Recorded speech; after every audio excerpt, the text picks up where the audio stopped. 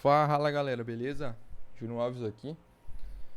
Bem-vindo a mais um vídeo no canal.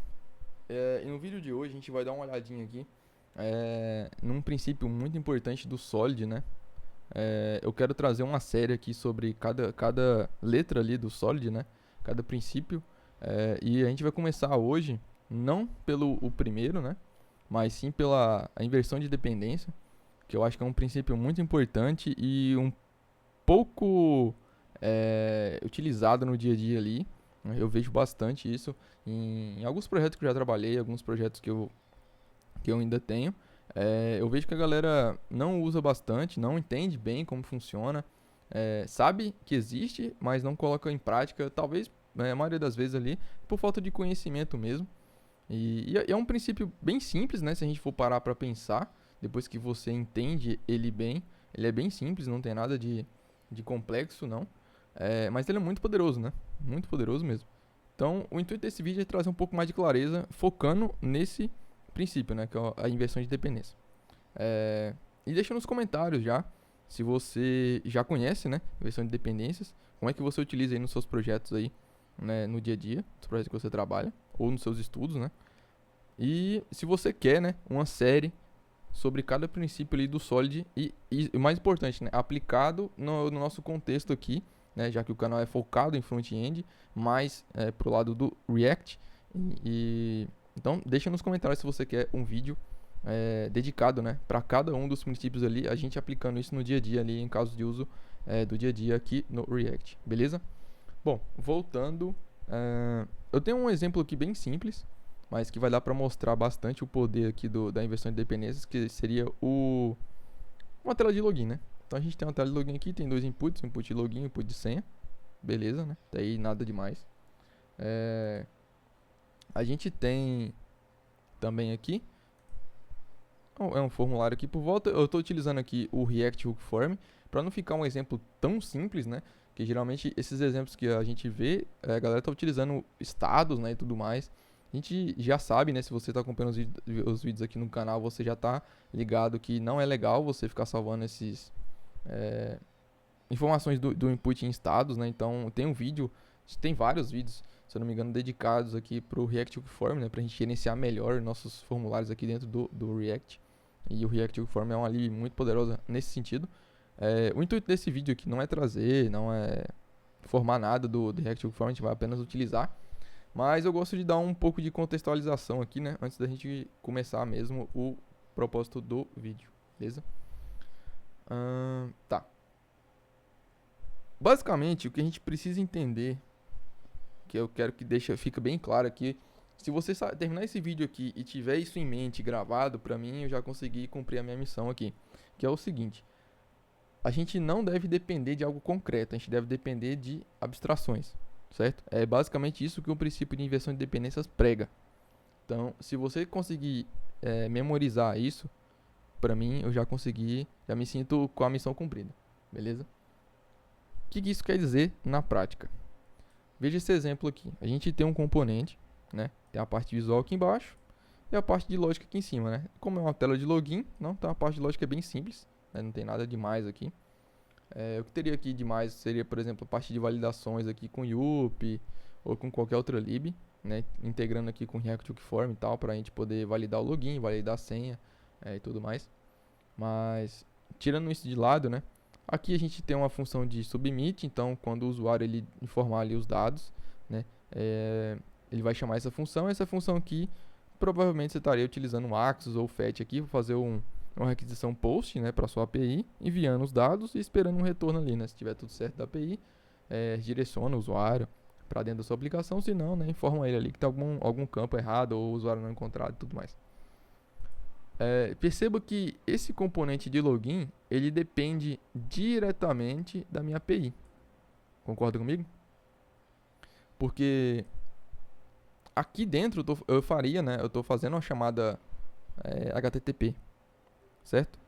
Qual que é o primeiro ponto aqui, né? Acho que fica claro qual que é o problema aqui. A gente não deve, voltando para aquela frase, a gente não deve depender de algo concreto, a gente deve depender de abstrações, certo?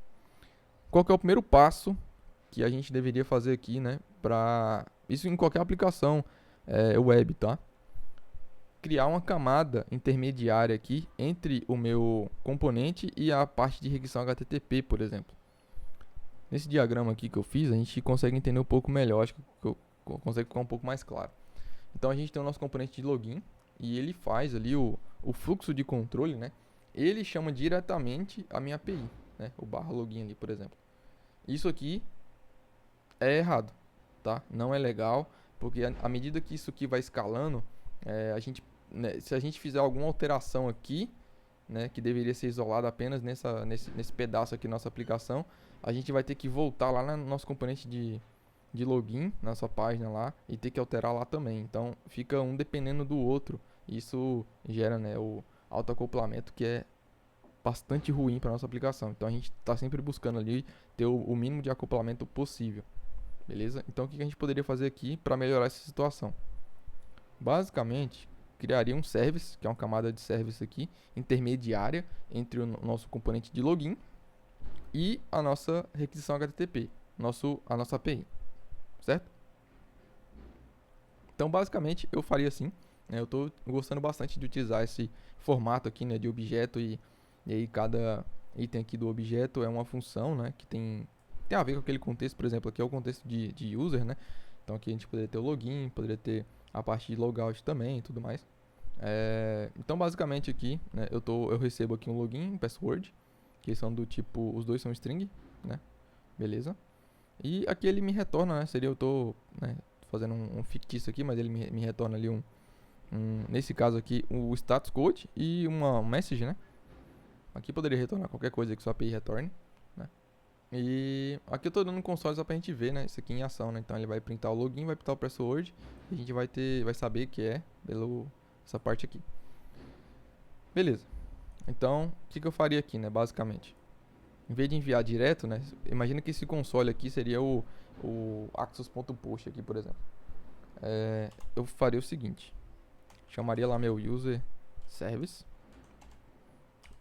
.login e aqui eu vou passar lá o meu login data.login e meu password data.password. Aqui ele é uma promise, né? Então dá um await, aqui tem que colocar um async.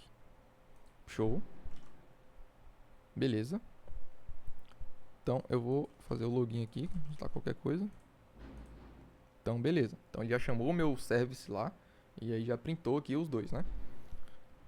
Consegue perceber agora que nossa aplicação não está assim mais? Agora só com aquela simples mudança a gente saiu daquilo e veio para um formato mais parecido com isso. Então agora a gente tem um componente de login, né? Que é a parte visual. Tem o service, que é o nosso user service aqui, né? User service, que aqui nesse caso aqui é login. E aí ele faz a requisição HTTP.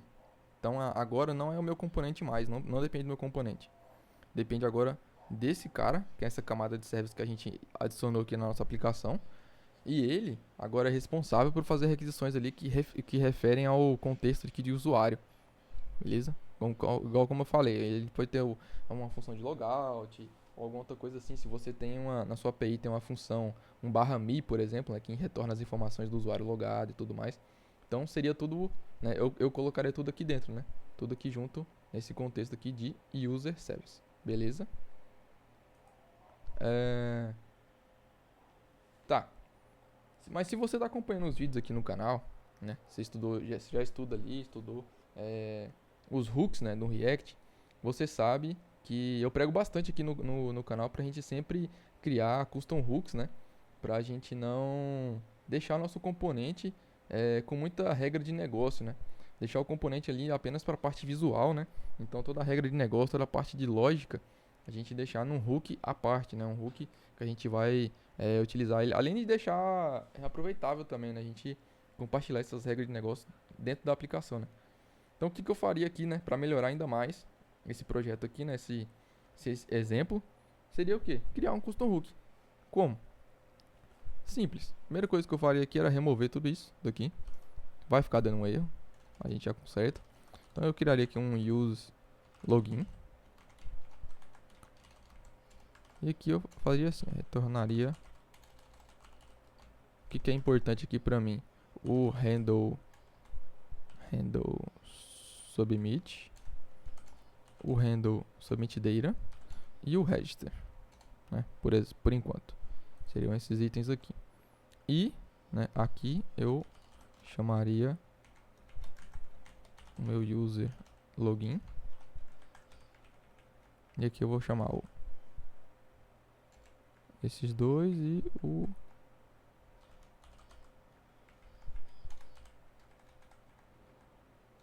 submit data. Beleza, né? Minha aplicação vai continuar funcionando. Então, se a gente vir aqui, tá qualquer coisa, continua funcionando. Show de bola. E agora nosso componente, né? Agora alguns pontos aqui importantes, né? Algumas vantagens da gente ter e aplicar essa inversão de dependência. Primeira coisa, né? Mais importante de tudo aqui, uma das mais importantes, né? Que são a parte de testes, né? Os testes aqui agora ficam muito mais simples, né? Ainda mais agora, como a gente separou no Custom Hook, a gente consegue testar essa parte de lógica aqui muito mais facilmente, né? Então a gente testa a parte de lógica e, né, isso seria um teste, e aqui seria o teste de mais visual, né? Então se o usuário consegue digitar no input, né, se quando você clica no botão aqui ele realmente está chamando a função lá e tal, a gente consegue mocar isso daqui e testar, né, se realmente está sendo chamado ou não. Então ficou separado, né? A responsabilidade agora está separada. E o nosso componente agora ele depende de um hook. E esse hook depende do nosso service, né?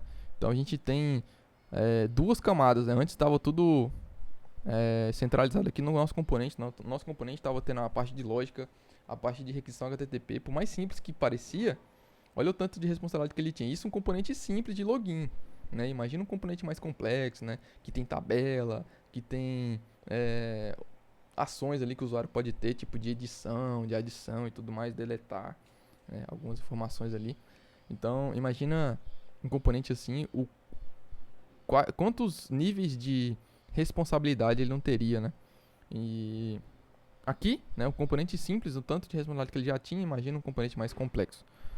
Então é importante, né, a gente ter em mente, né? Então eu recomendo bastante, né, para quem não conhece os custom hooks, não entende direito como é que funciona. Tem vários vídeos aqui no canal só explicando sobre custom hooks, até a parte de ciclo e tudo mais. Tem uma parte mais teórica para a gente entender por baixo dos panos como que eles funcionam, a ordem deles aqui dentro do React, né, e tudo mais. Outra vantagem, né, como o primeiro ponto eu comentei, é a parte de testes, né? Então a gente pode substituir componentes aqui pesados aqui de infraestrutura por componentes fictícios, né, durante os testes, bem mais tranquilo. E por ser menores, né, como a gente quebrou aqui, então os testes ficam bem mais simples, né? Flexibilidade, outro ponto importante.